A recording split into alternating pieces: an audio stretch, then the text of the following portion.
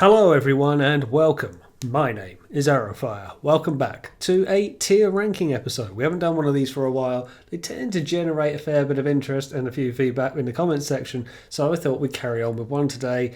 We've gone on from combiners and we've gone on from TV shows and films.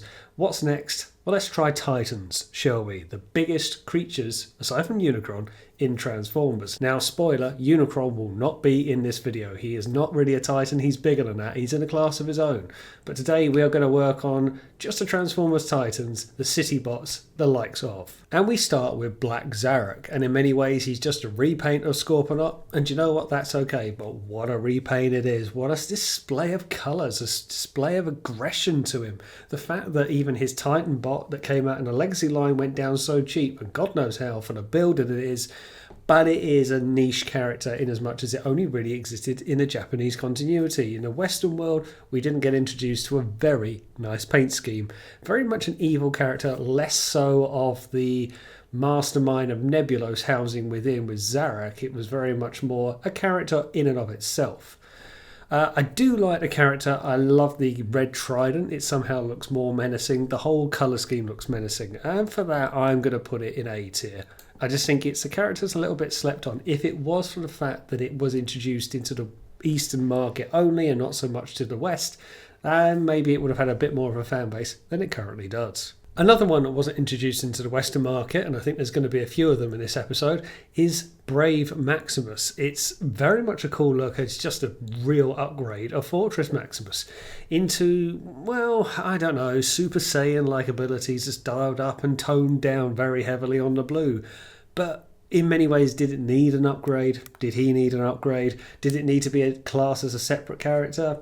I don't know, this seemed to be something that went on in a Japanese continuity, just giving the characters a slightly different shade of their paint scheme to become a whole new character with purpose to sell toys. I know, I get it.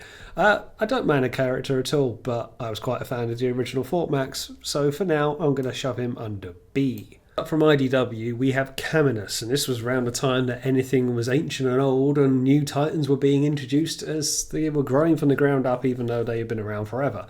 I didn't necessarily need there to be other Titans housing other worlds elsewhere, but that's really how Cameas was introduced. It was to be a new character housing new life elsewhere, a bit like how you found out of Season 3 to find out that there were Transformers everywhere else.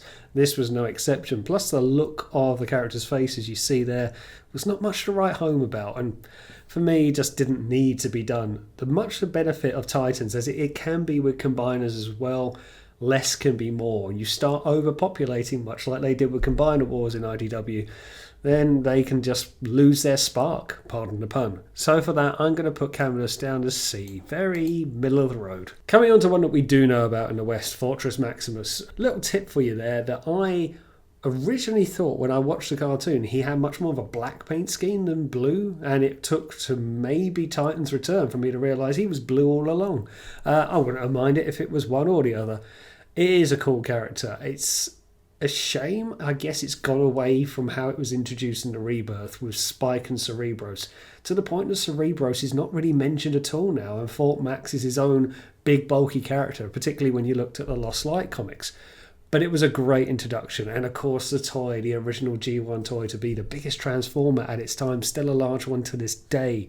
You cannot have those kind of accolades without being anything other than S tier. Grand Maximus comes up next. Now, you could argue I'm going to do the same thing as I did with Brave Maximus. It is a cooler paint scheme. I like the red being used. This was just, again, going into the Eastern market, the Japanese continuity. Again, another reason to sell toys. And if you can get hold of some of these toys, you're doing very well. You're paying through the nose for it as well. I like it, but again, Fort Max was my OG. I'll put it alongside Brave Maximus to show that I'm not playing favourites. Next up, Grandus. Yeah, this has got to be considered a Titan, because what else would it be? It's got the articulation of a mountain, but my God, does it look amazing. Again, Eastern market, not so much in the West, but what this could be to be re-released today, because just screaming of the old toy with the play features and everything about it was to be utter hulking ginormousness, to the point that it had to be worthy to have in your collection then or now. So if you can get it, and if it hasn't yellowed beyond belief, then you're doing really well. It's a character I do wish we saw more of, and to be reintroduced in the Titan's Return line. So for that, I'll put him under A. I do really like him. I think he's really cool. I think he's a character that's crying out to be reintroduced. And hey, Hasbro are running out of ideas to do for brand new Titans. Talking about characters that are hastily introduced, Ionus, introduced in the Cyberverse cartoon. It didn't need to be a Titan of Iacon, although it makes sense being the capital of Cybertron. Did it need to be its own Titan? Then where has it been before? We know the idea of Primus being dormant as Cybertron, but did Iacon need to be a Titan? Again, it makes sense, but then why now? Why Cyberverse of all times? I don't mind, but we got to that phase of, well, no, I was going to say IDW. It wasn't. It was a cartoon orientated, but that kind of anything could be a Titan where it hasn't been, and just mass introducing of new characters where, again, they were few and far between. That was part of their charm. For that, I am going to put that under C class. Back to the original Titan, Metroplex. Now, Metroplex, as guests, has had a bit of crisis of conscience to his identity. He was very much made by the Autobots on Earth to be the new city. Autobot City was led to be him, maybe, probably, don't know. It's still up for debate, isn't it? But then you look at all the characters since, or the incarnations of the characters since, he's been a brand new character. He's always been. He's heroic and he's ancient and he speaks to Windblade only. He travelled with Alpha Trion. There's good history to be had here for a character that has got history. Even getting as much of his own Spotlight comic with IDW, which was a nice touch for any Titan. I've got to put him under S class because he is brilliant. His original toy, whilst mine broke and I cried, it's just as good as it ever was. It's still a popular character as it ever was. Very much what you base other Titans off. But he doesn't know whether he wants to come and go. Was he always there? Was he always constructed? Was he an ancient relic that could time travel with relics such as Alpha Trion? We don't know, neither does he. Next up, Metro Titan. Another one to have a repaint of. Quite cool though. I do like the fact that it's portrayed to be a different character at least. It wasn't just an upgraded character to be something different of, but again, it was just retooling, repainting to get as much money out of. But I do like it, and the fact that you can get a KO of the toy that came out, a fourth party version recently for absolutely nothing, was really good. I'll put it under A class. Again, it was using the benchmark that was Metroplex, so it's a good one to use. Okay, Necro Titan, the dead Titan from IDW, was just not a fan. Okay, why would a dead Titan rise? If characters, sparks, transformers go offline, then they're dormant. Prime wasn't necessarily resurrected as a zombie, was he? Okay, yes, I hear Dark Awakening, but he wasn't to be lifeless, and Necro Titan was that. He was effectively just a husk to be gone around. Another character introduced. Why should I care about this character? And why is it even dead? Okay, so for that, it's going in D for me. Just not a fan of that one. If you're going to introduce new Titans, new characters, fine, but maybe make them alive at the very least. The whole gimmick, the fact it's called Necro Titan, the fact that it was dead all along. Okay, this one could upset a few people. The Nemesis. Now, okay, this was introduced as the Nemesis ship that could turn into a female Titan. This was never a Titan before, so why is it a Titan now? Why is it a character now? And I'll get to this with another character later. It's iconic being the ship. The Nemesis is a good-looking ship. It's a reason to sell it as a Titan toy.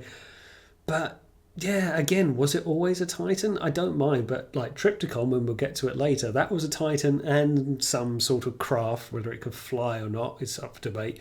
But it's still a character within. This never was. It was a built spaceship. So you're telling me that the Decepticons flew up and down the galaxy and it was a robot within all along, but we've only just found that out when the toy was released. I didn't necessarily need it to be a character. It might upset some people, but it's going straight into D for me, because it was already a good-looking ship and it didn't need to be a robot within. Again, one that could upset a few people, Omega Supreme. Okay, now I have kind of flip-flopped on this over time. I put him in as a Titan, even though the original Sunbow cartoon has him the same height as Combiner. We see him alongside Superion fighting Menasor. It's tricky, isn't it? Scale in Transformers, but the way I settled with it was, if the Autobots were to fly with him and he would turn into his base and have its rocket mode, he couldn't have just been a Titan, even though, he couldn't have just been a Combiner. Combiners are bigger than your average Transformer, to the point that other Transformers could walk inside them and sit down and be transported. I didn't fully buy that. So I went for the fact from my own mind, okay, Omega's a Titan. I believe that more to be true. Doesn't necessarily have to be a city bot, but he can be the last line of defence as he's known to be. He's the battle station, as we would see him outside the Ark from time to time when he remembered to turn up. Good character, do like him, if a little bit robotic, pardon the pun, a bit boring at times, but they threw a lot into his backstory. Giving the history with the Constructicons was always a nice touch, and actually makes quite a lot of appearances, such as the Fall to Cybertron game or the War for Cybertron game. So there's good incarnations of the Omega character, but I will put him down at B. He's good, he's fine, just very kind of plain boring. But Scorpionok, now this is the only trouble is with this. He's only been a Titan in a Rebirth. And maybe the Earthrise Netflix series. It's not really portrayed as a Titan anymore, or it's portrayed as a bit like Fort Max is, just this big bot to be maybe Grimlock size. I would believe he's Grimlock size, very much Commander scale. And I love the character. I love what Marvel have done with him, and I love what IDW have done with him since, and made him this very sinister character to the point that he's a bit like a Batman villain, a bit like Bane. He will happily go out on his own and not trust his other fellow villains. So I'm okay with that as a character. Plus, if you go into the Rebirth and how he was introduced, the only thing negative you can say about him is the fact that he wasn't much of anything else other than a puppet. He was controlled by Zarak. Still, it was a very good introduction to a character, and one of the few Titan triple changes, turning into a base to a robot and a scorpion. You don't see triple changes all that much, and I'm not going to have the likes of Metroplex being laid down like that and then laid out, sprawled out. No, that doesn't count. But this was 3 definitively different modes, and I'm okay with that. He's going under S tier. He's one of the best characters in Transformers, let alone as a Titan. I think you know where I'm going with this one, with the Ark. I didn't mind it, but tying it into the last Autobot, I don't know. Again, did it work? Did it need to work? But it does kind of tie into the fact that it was marooned inside a mountain for 4 million years, and then, all along it was a Titan. But I don't know. Don't get the idea of the fact that if the Autobots and Decepticons were so strapped for Energon to the point that they had to leave, that they had Titans around with them the entire time. But as crafts, wouldn't they have used them on Cybertron? Again, it just felt like a bit of a gimmick, and the Ark was already a cool ship. It didn't need to be anything more.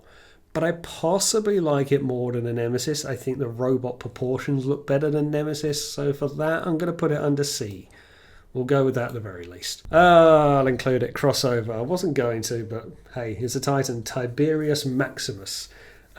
So it is the original Constitution class from the original Star Trek series, which was a crossover between Transformers and the original Star Trek. Of course, Tiberius being the middle name of James T. Kirk, and it was there all along. Look, I'm kind of going with the same premise here as I was with Nemesis and Ark. It was never a Titan before, and again, it was going through wormholes. Well, the original Constitution class didn't, but it was flying through space, doing its very merry thing, getting into battles with Klingons, and yet it could have transformed the entire time. Not for me. It was fun for crossover, but it's going straight under D class. Sorry, Jim. Tidal Wave. Now, this is how you introduce a new character, and yes, I am classing it as a Titan, only really because I don't know what else to put him under. Do I think he's the same height as Fort Max? No. Do I think he's bigger than a combiner, typical combiner? Yes, I do. So he's in an awkward grey area, so for the sake of this list, he's going to be on here. Great character. What an introduction. Great introduction into the show. We all remember the PlayStation 2 game, for those of us old enough to remember. That's me. And he's such a great character, even to this day, so thank God that we got the recent toy under the Legacy line. But again, the only trouble was it's not been sustained, and we just don't see much of him since. We get glimpses of him here and there that he was a blue whale, and again, that makes sense if it went into the Beast era, but what else do you put him as? Where else can you fit him in? He does have a bit of a niche Armada-only universe. You can't really throw him in with Fort Max and Scorpionok and all the others, so where do you put him? But he's a cool character. He was very well introduced. Is he a triple changer? It's up for debate. I don't really think there's much of a base mode, despite what the toy does, but he goes straight under S tier. Very cool character. Very cool indeed. And finishing off with Trypicon. I was never that big a fan, because I guess he just came across in the cartoon very emotionless, and a bit like how Scorpionok was portrayed to us in the Rebirth. He was just a puppet to follow Megatron's orders or Galvatron's orders. And it was just like, well, okay, you brought a big dinosaur to the party. What does it do? Why does it do it? I guess I did like it in the War for Cybertron and as it went into the Fall of the Cybertron games, and he got a little bit of a facelift as well, gave him a bit more arms. I thought that was really cool. And how he was somewhat sacrificed to become a spacecraft. That showed the very evil side of that particular Megatron. A cool character, and is nice to see. It's a shame he comes across smaller, even in his original toy and the recently re-released Titan, even now, and he's shorter still. I do think he should stand shoulder to shoulder with the other likes of Metroplex and Fortress Maximus. He certainly did in the cartoon. I'll put him under A. I kind of have to. And whilst this might look like very much a heavy G1's list, and it probably does, I think that's about as fair as I can be. I've gone very layered across the board there. There are probably one or two I've missed, but I tried very hard to think about what other ones. There was the Beast Wars one that I can't remember the name of, begins with C. That's a deep cut, and I decided not to include it. And people are wondering, oh, there's a whole list out there if you just check the wiki. There's a lot of those entries on there that just never had real instances of being introduced. And if you were in IDW, you were kind of considered a background character. You weren't given a whole lot of premise to be on screen. There's even a listing of Rails on there from the unreleased draft of the 86 movie. And don't get me wrong, I'd love to include it on here, but it didn't actually exist. It didn't make it to production, so I can't. At least with the ones that are on screen here, they've made it into some form of media in a prominent sense or more. There may be one or two missed, but broadly speaking, I think this is enough to say these are the big Transformer Titans out there. There is still few out there, but more than we ever had. When you consider we had 4 for a very long time, be it Trypicon, Metroplex, Scorpionok and Fort Max, and that was kind of it. So we've thrown in a few others along the way, and we got a few more than we ever had. But yeah, if you're going to start including bit characters, well, where do you stop? But there we go. That is my tier ranking list, a short one this time, of Transformer Titans. What do you guys think? I'm sure you have your own opinions. Please let me know in the comments below, but your opinions are just as valid as mine. I'd like to hear yours nevertheless. Thanks for watching, and as always, I will see you on the next one.